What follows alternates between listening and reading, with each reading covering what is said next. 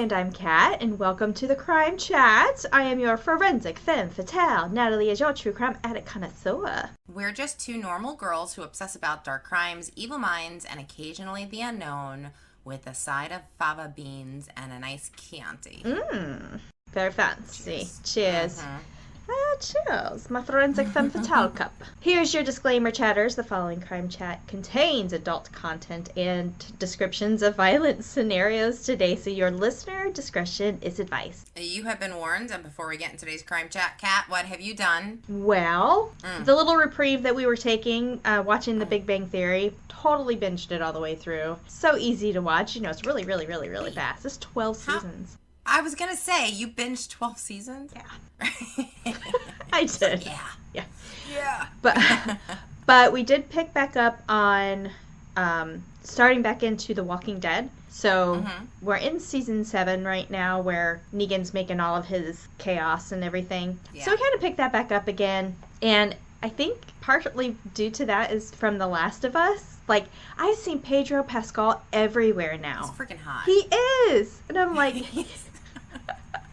I'm just like, he's like everywhere now, which is awesome. Good for him. Yeah. He's so charismatic. Very. And then we watched, you probably have seen the trailer for it, Murder Mystery 2 on Netflix. Yes, I have seen the trailer. Is it good? Yes. It's a lot like the first one, but we like the first one. It's just kind of like a kooky comedy with a spin of crime and murder. So, yeah, they're a good pair. They are. They have a lot of chemistry together. They are. Well, what about you? So I watched The House of Hammer. You did? How was that?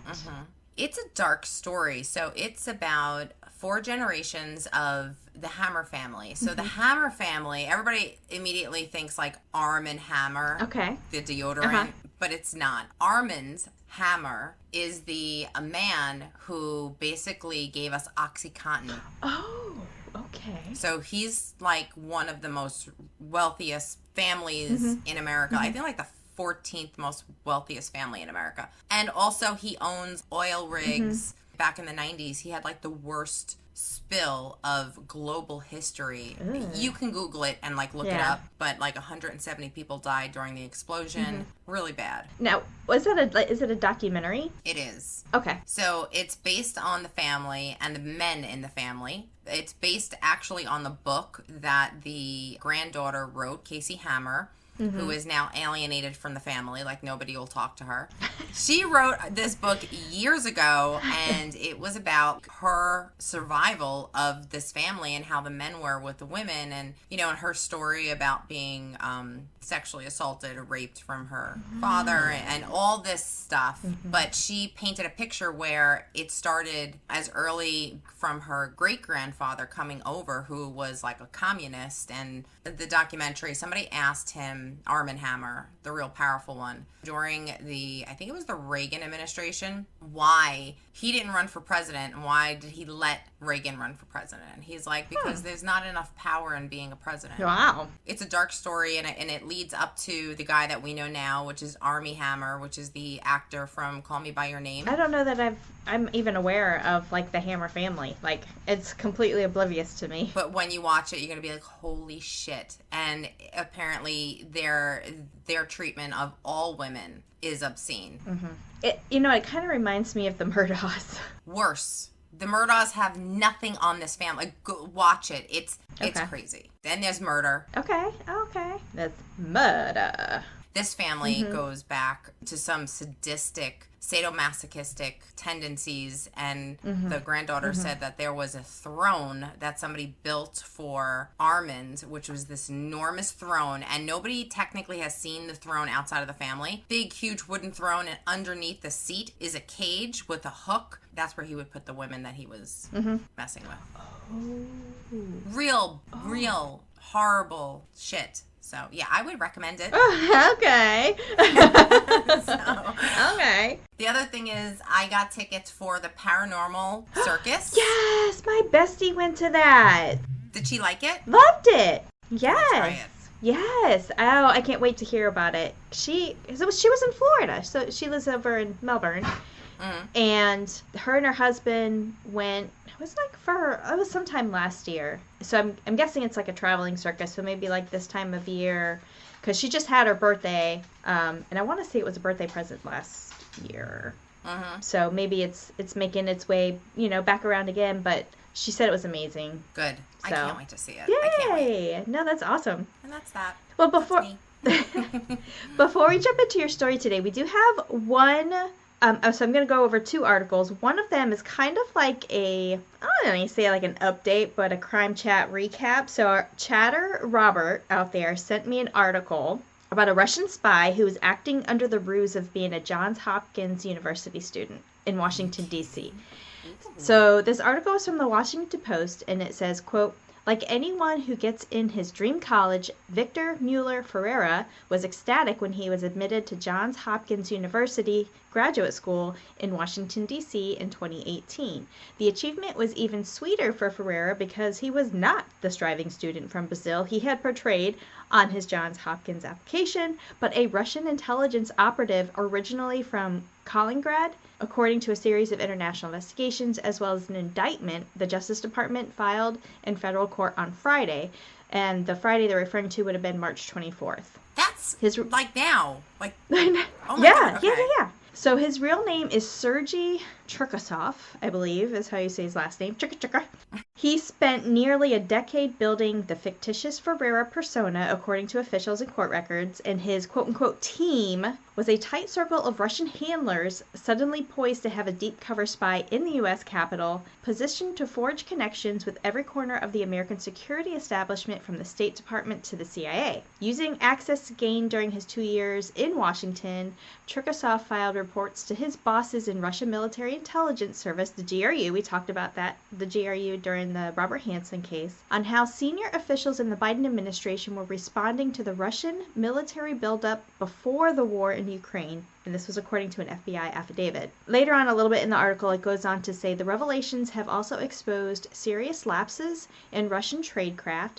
Authorities have mined Cherkasov's computer and other devices found a trove of evidence, according to court records and security officials, including emails to his Russian handlers, details about quote-unquote dead drops, we talked about dead drops, where messages could be left, and then records of illicit money transfers, and an Aaron Stoon personal history that he appeared to have composed while trying to memorize details of his fictitious life. Russia, of course, has denied Cherkasov is a spy and requested his extradition from Brazil by presenting what U.S. officials regard as yet another fictional identity, claiming that he is neither a student nor a secret agent, but wanted heroin trafficker who fled Russia to avoid prison. So the Russian government is telling the U.S. government, oh, he's not a spy. He's just trafficking heroin. And so we need you to extradite him back. Right.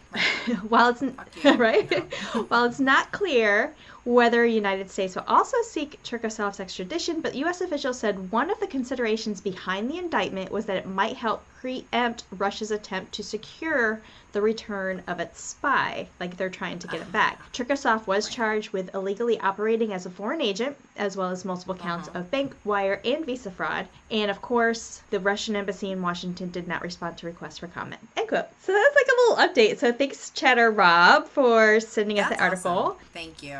Yeah. So it still happens. I think we talked about it in the Robert Hansen. It's like, it's not a matter of if it happens again, it's a matter of when. Exactly. Well, hopefully nobody has the reach that Robert Hansen had. Well, and the thing is like people like, Cherkasov is, all it takes is that person to incidentally run into somebody at a higher level in the government and then befriend them. That's all it takes, really. Yeah. And shit can happen. Yeah, but even so that he's trafficking drugs, like, why would we let him go? Like, he needs to serve his time here. Yeah. Anyway, so thanks, Rob, for sending that. I'm going to have that full article available on Patreon. So I know your story today is about pigs. So this is my second article that I was mentioning. And I found this article on historytoday.com about occurrences in Europe where pigs were put on trial. What? Seriously, you're going to laugh, this whole thing. Okay.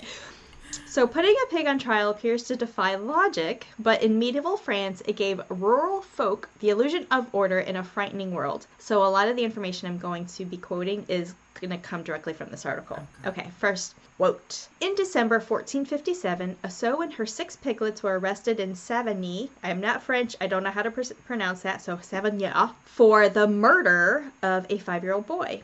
Together with their owner, Jehan Bailey, they were dragged to jail, and a month later they were put on trial before a local judge. According to court records, 3 lawyers were present, 2 for prosecution and 1 for the pig's defense. Oh my God. 9 witnesses were called by name, in addition to several others whose identities have been lost. Based on their testimony, the judge decided that, while Bailey, the owner, should have kept a much more careful eye on his animals, responsibility for the boy's murder lays squarely with the pigs. The sow had been clearly the ringleader. After consulting with experts in a local customary law, the judge solemnly sentenced her to death, stipulating that she could be hanged from a tree by her hind legs.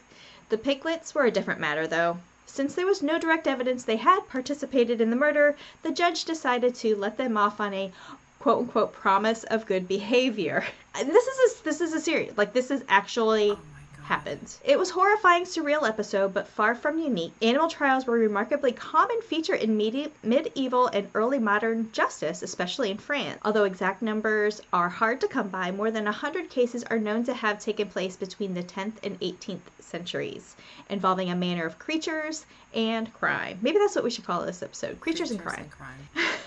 Mules were charged with sodomy, rats and locusts with the destruction of crops, cockerels with laying eggs in defiance of their nature, and dogs with theft. Wow. I was like, I can't tell you about it. You're going to have to just listen to it. But pigs were by far the most common quote-unquote criminals. In most every case, they were accused of killing a child. In the earliest recorded pig trial took place in Fontenay-aux-Roses, again, French, no idea how to say it, just outside of Paris, in the year 1266. By the 15th century, however, they had become established practice throughout Normandy and the Les Lots de France. From there, they spread to Burgundy, Lorraine, Picardy, and Champagne, but before being exported to Italy, Germany, and the Low Countries. So this spread throughout Europe in this time frame. Proceedings generally followed a fixed pattern. So unlike rats, field mice, eels, locusts, and ants, which, being wild, were subject to the ecclesiastical courts, pigs, like horses, asses, jackasses, dogs, and sheep, fell under the purview of the secular authorities. So the other wild animals were more of the church, right. Ecclesiastical. Right. Haha, I got it that time. And these other animals fell under secular authorities. So after formal charges are drawn up, their case would be heard by a bailiff or a judge, sometimes preceded with a stay in prison. Attorneys would present arguments, and evidence would be examined, and then witnesses would be summoned. They actually went through a whole, trial to try animals. The outcome, however, was rarely in doubt. Most cases, the accused would be found guilty and condemned to death. Of course, because they can't speak for themselves, even if they had attorneys. As in the case of the sow in Savigny, the preferred method of execution was hanging, but other punishments were not known. In 1266, for example, the pig in the Fontenay-aux-Roses was burnt at the stake, while in 1557, a porcine criminal in San Quentin was buried alive. Responsibility for carrying out the sentences was entrusted to a local executioner.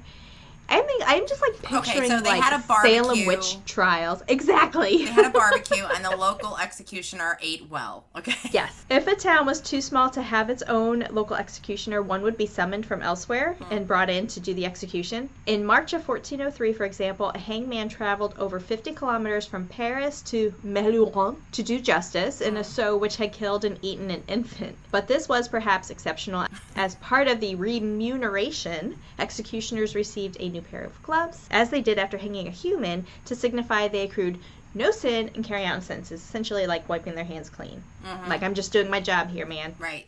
So the article kind of goes on, and there's a lot of weird, little historical things, but it kind of concludes here. It says, quote, "It could never be said that the pig trials were edifying, but for legal historians, they really bring home the bacon.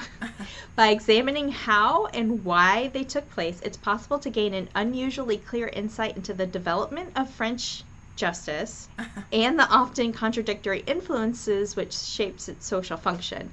For, while child-killing pigs may have embodied everything communities feared most, their cruel treatment reveals ambiguities of customary jurisprudence and the difficulties of using folk law to impose a structure on a harsh and unforgiving world. Fortunately for the pigs, legal attitudes towards animal culpability have changed dramatically since the heyday of Porce and Portal, whatever that word is.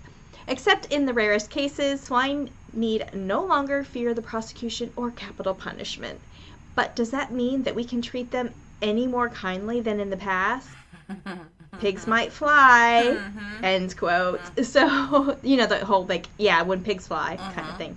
Yeah. That was, like, a little bit of a kind of a funny, like, little article that I found. It's real. It's not made up. It's not, like, folklore. It's actually historically documented. I'll list that one also in the Patreon so you guys can read it in full. Yeah, and I have a couple questions. One, I think I found a career that I would really enjoy. I would love to be the defense attorney for that pig. I just want to put them on the trial and be like, look how cute they are. Look how cute they are. Look how good they are. Look at little piglets. Piglets. Little piglets. And if I can put some X's on that list, it'd be great. I mean, they are pigs, right? Yes.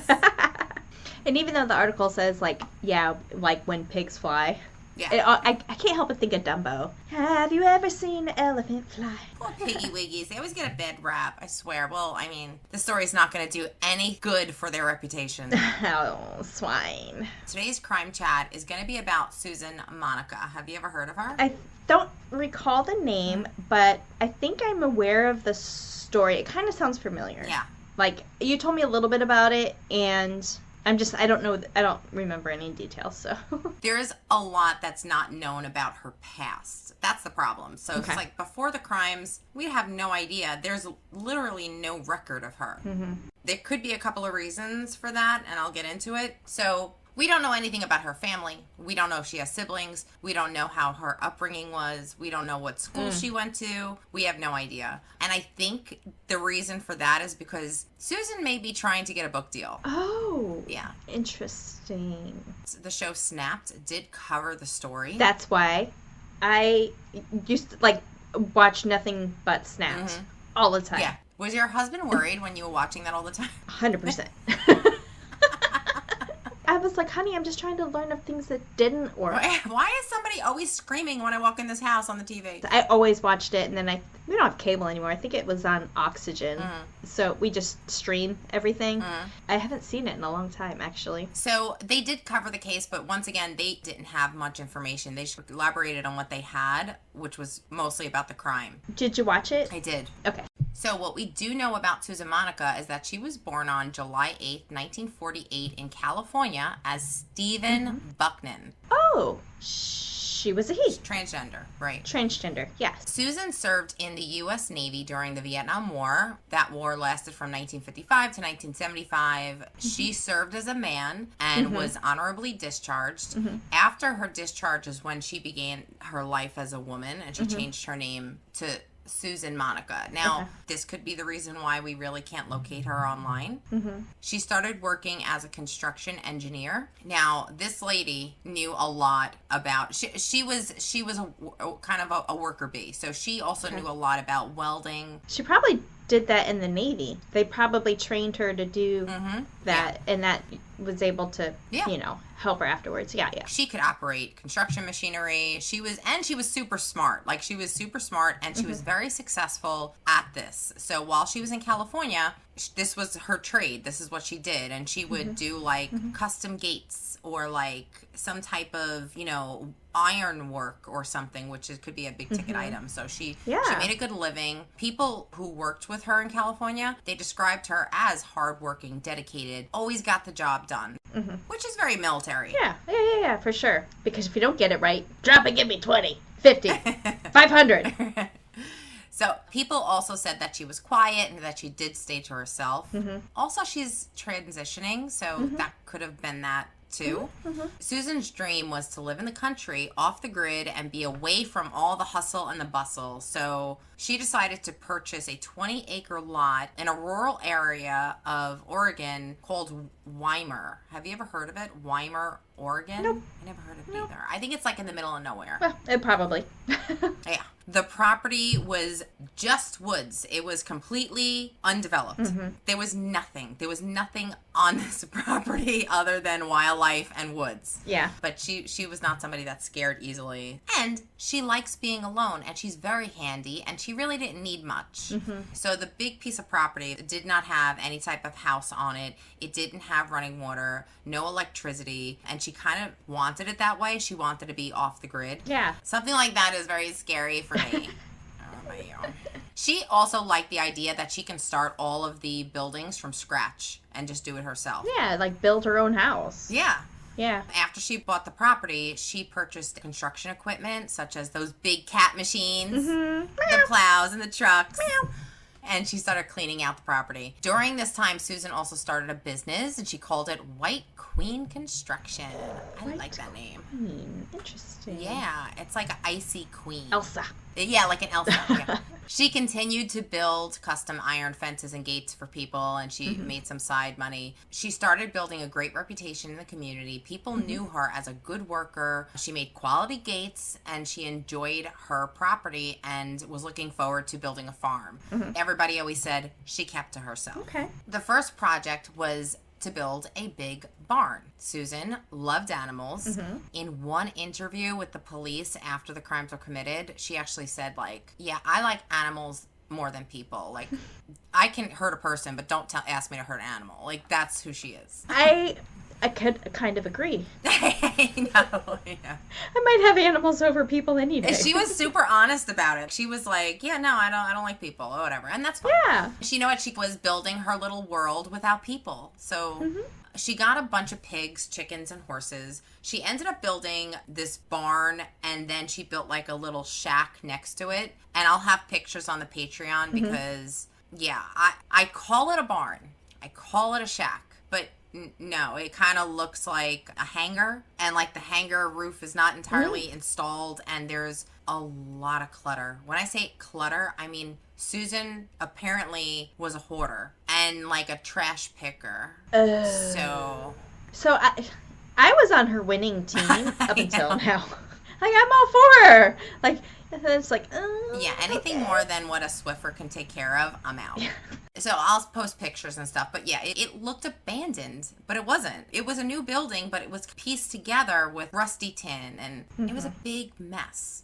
She also realized that the real struggle was maintaining the 20 acres, and she needed help. Sure. That's work. Oh, it's a lot of work. Yeah. Yeah. The barn was her favorite place at first. When she got like the animals and stuff, she built the stalls and like the pig pen, but she wasn't living in a shed. She was actually living in the makeshift in the barn. Yeah. Okay. There's a picture of her bed. Now I'm going to put it on the Patreon. The bed was a foot away from the pig pen, and that's where she lived, and she just loved her animals. She probably smelled like it too. Yeah. So, and because there was no running water and there was no like bathroom. Did she have like a pond or a lake or something on her property? Do you know? That's where things are very unclear. I'm guessing she had some type of stream running through this property. Right. Or maybe she was looking for a well, or I don't know. It's not something I would do. I don't know. Not like that. Not like that, no. Because there were stories that said that she had electricity, but then what they call electricity is a battery-powered flashlight. So running water could be a stream. I don't know. Okay. People would often say that she was dirty when she came into town. Well, yeah. I mean, I can picture it. And she would stop by like local restaurants to eat or go shopping or pick up food for her animals. People would say that she was kind of intimidating looking because, I remember in her past life, she was a man, military. So she had just a demeanor about her that was a little intimidating. Right. Plus, she was over 6 feet tall, and she was heavy set. Did she have the surgery? No. Okay, so she's just, I would say, she identifies as a woman, but still has the PP. The anatomy of a man. I don't think it was a thing then. I don't know what year around time frame this is. I don't think it was maybe available or readily available as it is today. Right. I think she just identified and she just kind of started living as a woman. She did wear a wig. Didn't have a wig on. She wore like the nice wrap or something. But she, she looked like she was working on a farm and she didn't care what she looked like or how she smelt or anything like that. And honestly, I don't know if she took showers. I have no idea. A lot of people would say like, listen, she's a rough old lady living off of the grid. Right. That's how people took her, and she was actually really nice to everybody. People would say that she would help them no matter what. If you asked Susan, like, I need your help, she would be like, not a problem. She would deliver food from the restaurants to her elderly friends who no longer can get out. She had a heart. Yeah. Yeah.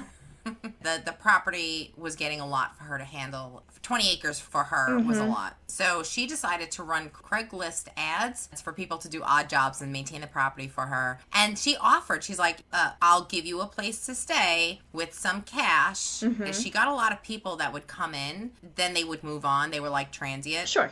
Most of them had either a criminal record or they were struggling to find work already. And she gave them, hard cash because she was off the grid. And if they had an RV, great, you can park it on her property. Or if you didn't have an RV, go grab yourself a tent and you can stay on the property. She did that for about 20 years. And a lot of people came through. Like, they can't even count. Which brings us to Susan's first crime. In December 2013, the family of Robert Haney got worried about him. Robert was another loner. No cell phone, no address. He was a nomad.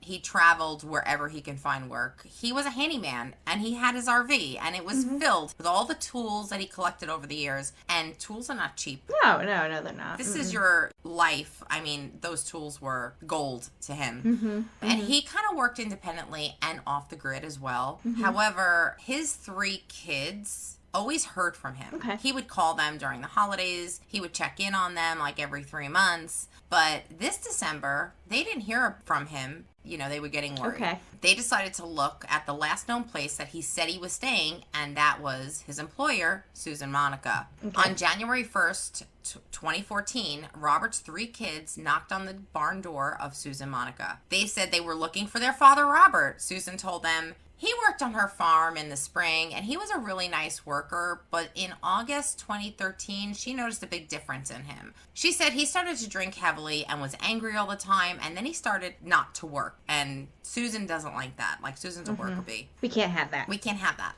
She told them that he wanted to get revenge on somebody that assaulted his daughter. And ironically, like the 3 kids, it was his 2 sons and his daughter. So she knew exactly. Oh. Yeah. So that conversation did happen. So the daughter knew that she was telling the truth at that point. Yeah. He confided in her that, he felt really guilty that his daughter went through such an event and that he wasn't there to protect her because he was always traveling and running away from everything, basically. She went into the story about confronting Robert about his behavior, and that also that he had stopped working on the farm, which really annoyed her, and also to possibly fire him. But she said before she was able to speak to him, he gave her an envelope of cash and asked her to look after his dog. She then called the dog to greet them as proof. Yeah, like, here's the dog. The dog's here. Yeah, come here, Fido. She stated the last time she saw him, he gave her the envelope, gave her the dog, and then walked away, got into this strange white car, and then drove off. Susan said she never heard from Robert again, and she never even looked for him. Like, she wasn't even concerned. Like, she's like, if you want to leave, leave, whatever. Yeah. She didn't care. Yeah. She wasn't a people person. During the conversation, she told them that he did leave his RV, though, if they can remove it. It's in her way. It's, yard garbage. It's evidence. Can you go take that out? Yeah, that for me. The 3 kids went to look at the RV, and they noticed that all of Robert's things were still there, but most concerning was that Robert left all his tools. Oh. If he was alive, he would need his tools to survive. Yeah. At this point, they left the farm, and they decided to drive to the Jackson County Sheriff's Office to file a missing persons report. But the sheriff told them that this would be really hard because, 1, he lives a transient lifestyle. he's a nomad, and there's not much to go on. I don't want to do my job. It's going to cost me too much work. When we had that conversation about when police were trying to look for, like, strippers, that they would jump towns and stuff, so it was really hard to kind of pinpoint their activity. Because they don't have, like, a homestead. Right. They're, like, always on the move, which, you know, the faster you move from one place to the next, like, the lower amount of paper trail that somebody could follow. Which also makes, nowadays, with technology, the electronic footprint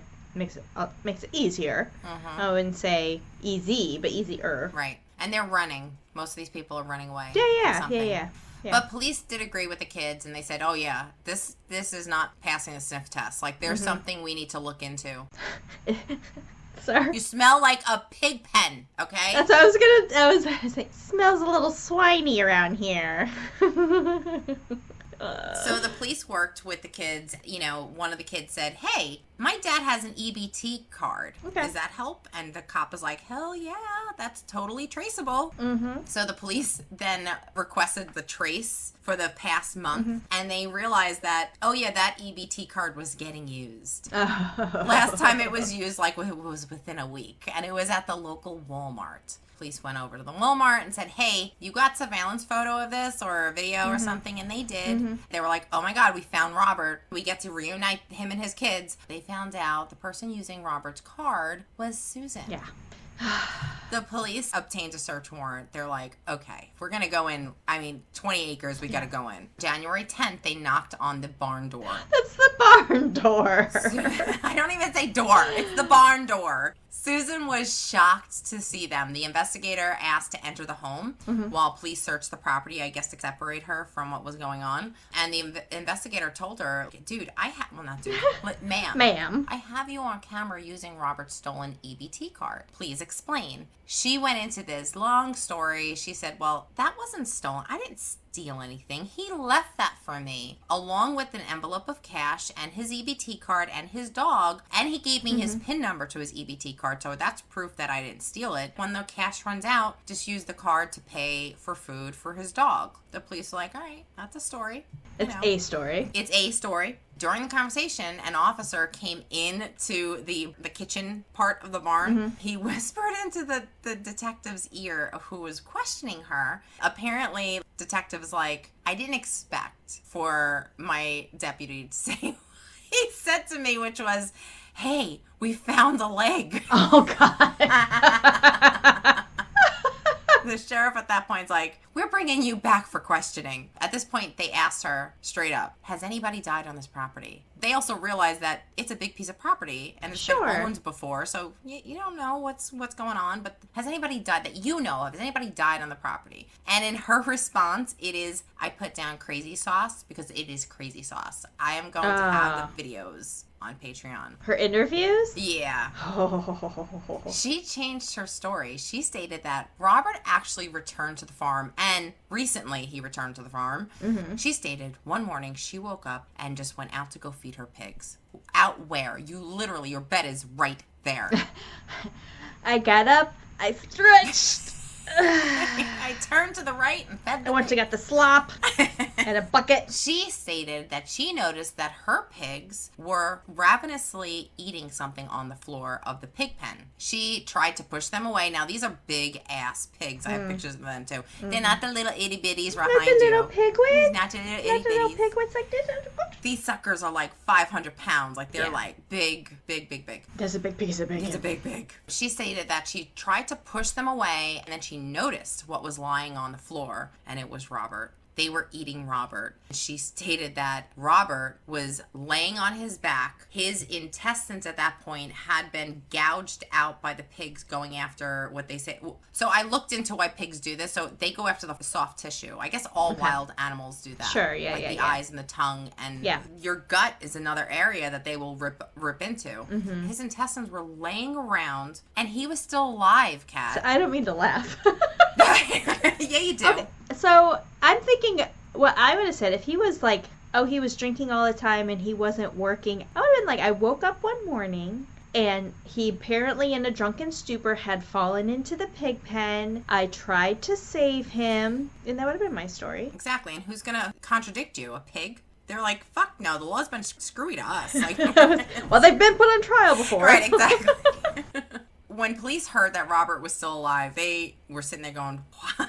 This poor man is literally getting eaten alive. Mm-hmm. She stated he was moving his arms and he was moaning. Susan said that the pigs were really strong, and I can understand that. Like, they were strong, and they were in, like, this feeding frenzy, and that she couldn't move them away from him. There was just no way of getting Robert out of there. Not to mention, he's technically split in two at this point. Yeah. Susan stated to police she did the most humane thing to do at the time, which she went back to her bed, which was 3 feet away. She grabbed her shotgun. She came back and shot Robert in the head. Put him out of his misery. Okay. All right. Fine. After this, she just left the pig pen, went on, started working, doing her thing, and she didn't go back to the pig pen till 3 days later. When she went back, she just took a black garbage bag and just picked up whatever they didn't eat. She just threw it into the trash pile outside the barn. Did she burn her trash? Maybe she did. I don't know, but she didn't burn it this time. Okay. That's stupid. Like, why wouldn't you burn the trash? People who don't want to pay for somebody to come pick it up to go drop it off themselves. Right. Well, what else do you do with it? You burn it. Or if you're hiding a body, burn the fucking trash. Yeah. It was just trash. It was revealed the leg bone that the deputy found actually belonged to Robert. Okay. Police figured that, you know, when she threw the bag over to the trash pile, other wild animals smelt it and they took it. Whatever was left of his remains were scattered all over the property. Robert is now one with the property. Yes. He is now one. I'm sorry. Okay, we're just laughing out of discomfort here. Yeah, it is uncomfortable. So police asked her why. She didn't call 911. Yeah. The man is being eaten alive by pigs. You're miles and miles away from any type of help. There's no way you're going to control these beasts at this point. Okay, so say you did do the most humane thing, which was put him out of his misery. Right. Why didn't you call the police? Yeah. Did she have a landline? No. Or a cell phone? No. Oh. But she can get in her car and go to the police station. Sure. Yeah. They were like, why didn't you tell us? Why didn't you report it, essentially? Yeah, they were actually being very nice in the interview. They were like, okay, if that's true, and you had to put him out of his misery, you should have told us afterwards so we can notify his family and stuff like that. Yeah. She stated her pigs were one of her revenue streams of cash, and that she didn't want to lose business. Listen, if people knew that her pigs were eating people and they were killer pigs, they wouldn't be worth anything. They're going to take my pigs away and put them on trial. Right. And execute them. Exactly what she was. You're taking money out of my pocket. Right. And also, a lot of her clients were organic. Oh. Yeah, that will fuck up your business. Grass-fed? I mean, if it could be true if the body was buried in the ground and could be grass. I don't know. I guess we're organic. We are. The only thing that's not organic is the murder part. The police did not feel that she was telling the whole truth. No. And she agreed to take a polygraph test. Okay. During the polygraph test, she started to act weird. Now, she was a calm, cool, and collected throughout the entire interrogation. The minute they strapped her to the polygraph, she started to twitch. She started to cough really sharply. She started to do things like that would kind of mess with her system. I looked this up, how to pass a polygraph test. You can't tell me. You can't tell me. I know. So I'm going to tell chatters. So apparently that, you know, if you're hooked up to one of these machines, you could fuck up the machine by coughing. I didn't hear that. Because if I ever have to take a polygraph, psychologically, you would know. Even if you don't try to do countermeasures, psychologically they would be able to know, and you would not be able to pass because of that. That's why I just went la la la. Really? La, la, la, la. Yes. Oh, I didn't know that. Okay. So I didn't hear you. Okay, good. With all this, her test was inconclusive. Good. It wasn't that good, but I gotcha. The Jackson County Sheriff's Department, I have to admit, they seem like a nice bunch because they were like, you know what, Susan, we'll give you a second chance. Second chance tells the truth. Second chance tells your story. Second chance for the polygraph test. Guess what happened? Same thing happened. She didn't pass. And the detectives were like, all right, I'm done. So was the second one also inconclusive, or was deception indicated? The second one didn't even get to that point. They stopped it. Okay. They were just like, enough. Yeah, so it's inconclusive. Yeah. Enough with your bullshit, Susan. Yes. The investigator walked into the interrogation room and said, hey, listen, I got 30 deputies on your property right now, and they are searching. Tell me if they're gonna find something. If you're telling me they're not gonna find anything, and they do, you're in trouble. But if you come clean to me now, we can negotiate. This is your one chance, Susan. This is your one chance. This is the only chance you're going to get. She looked at them and said, okay, give me a piece of paper. She drew the outline of her property, and then she put an X mark, and she goes, here is where you're going to find Stephen Delicino. Oh, X marks the spot. She told them in 2012, she hired Stephen, and they had a falling out. Wow. She said that she caught him stealing, and then they got into a fight. She grabbed a gun. Okay. She shot him, and in the interrogation, she actually says, well, there was a gun involved, and it went off, and the cop's like, well, whose gun was it? She's like, oh, it was my gun. Who was holding it? Oh, I was holding it. Oh, so you shot the man. It just went off. I didn't mean to shoot him. Right, exactly. I just pointed it at him and pulled the trigger. He, ironically, after getting shot, he just tumbled into the pig pen. Right. Pigs swarmed around him and ate him. And then she picked up the pieces and just buried whatever. This time she buried him. She didn't throw him away like Robert. And she also said, I didn't report this either because, once again, I didn't want my pigs euthanized. I didn't want to get a bad reputation. Murderous pigs. Oh, my God. Terrible. They'll be on trial. They would be put on trial and executed. Her trial started on April 21st, 2015, and Susan would try to claim self-defense from these two men. She was found guilty on 2 counts of murder and 2 counts of abuse of a corpse. She was sentenced to a minimum of 50 years in prison before she's eligible for parole. Yeah. While in custody, she actually admitted that there are 17 more bodies on that property. Holy shit. And police said they have been searching, but they can only search for so long. They don't know who they're searching for because a lot of people, like I said, were nomads and they were just traveling for whatever. So we don't know. The prosecuting attorney said that he literally had nightmares after this case. When she went to prison, she was 66 years old, and unless she lives to past 106, I mean, she's never getting out. She's done. The video of the trial, it's so crazy because when you see her on the farm, she looks like you wouldn't mess with her. Like, she looks like a rough person. In trial, man, she cleaned up real good. I bet. She was an attractive lady. Like, she was really put together, super fucking smart. I would say probably the persona of being a fragile. Yes. You know, hair in a bun. The old, only thing I can think of is like what you'd wear at Easter Sunday church with the big bow in the front and, you know, her little handbag. She doesn't look like the same person. She looks totally different. But yeah, I think she's coming out with a book. Okay. I'm sorry. So that's the case of Susan Monica and her little piggies. This little piggy went to the market. So why 2 first names? Susan Monica. Susan Monica? I don't know, maybe it's like a drag persona.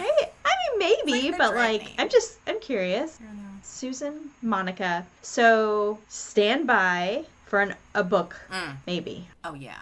She's probably, but what is she going to do with the money? She doesn't have a family, right? I mean, she's got siblings. We don't know. Imagine. I don't know. Like, there's not much, like you said, known of her before going into the Navy, but, I mean, what is she going to do with the money? It would be the revenue that would come with a biography, essentially. Like, what are you going to do with it? I don't know. Maybe she's still thinking she can get out. Also, like, you know, being trans, I don't know, like, because we had the situation happen. Remember when we spoke about John Benet Ramsey, one of the suspects?